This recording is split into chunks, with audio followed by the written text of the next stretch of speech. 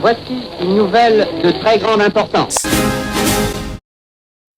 Le pays mortifié. Alors que la France est derrière ses carreaux, c'est derrière les vitres closes de l'Élysée que les bruits de couloir étaient les plus intenses. Ce matin, une rumeur virale a transpiré jusqu'à notre rédaction. Le Covid-19 aurait tué le président. Merde. Non, pardon.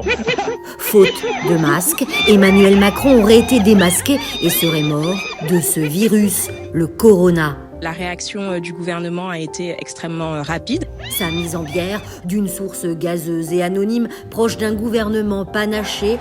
Vive la France! Et plus qu'incertaine.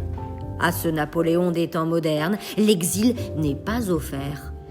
À l'horizon, ni Elbe, ni Sainte-Hélène, mais une première dame cachée derrière de lourds rideaux de brocart rouge, dernier vestige d'un empire déchu, car son impérial et impérieux époux n'est plus, car oui, le Covid tue.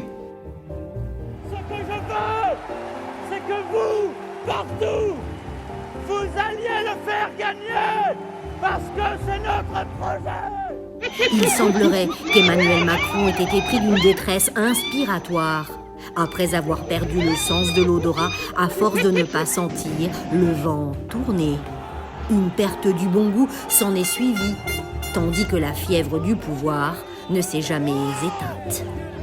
C'est ainsi, à plein poumon, que le président a respiré l'air non oxygéné du despotisme aigu, avant de se noyer dans le liquide amniotique de sa mère, patrie. Moi j'aime bien les cordons bleus là. Avec du menu enfance. Celui qui a déclaré son pays en guerre n'a su mener de front, semble-t-il, qu'une bataille de laboratoire. De ces lettres manuscrites, faire valoir d'un ordre d'État ambigu de gestion de crise, on ne retiendra que le cachet de la présidence. Un cachet placebo, sans protocole, une médecine bien miséreuse, enrobée dans une pellicule amidonnée bleu-blanc-rouge pour mieux faire passer la pilule. Ainsi s'en est allé le président. Pardon, moi j'ai pas d'amis. Et déjà en lice, pour succéder à la tête de l'État, pas un nom, mais plusieurs célèbres marques du CAC 40. À moins que l'Assemblée nationale populaire de Pékin n'y vienne y mettre son grain de riz. Au moment où les masques tombent, l'enterrement devra se dérouler dans la plus stricte intimité. Confinement oblige. La date reste toutefois incertaine, le lieu à moins de 100 km de l'Élysée. Quant au cercueil, la date de livraison est reportée à 1 mois.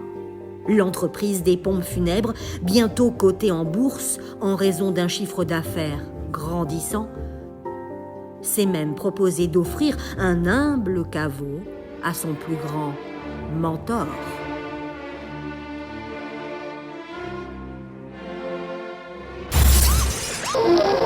Voici une nouvelle de très grande importance.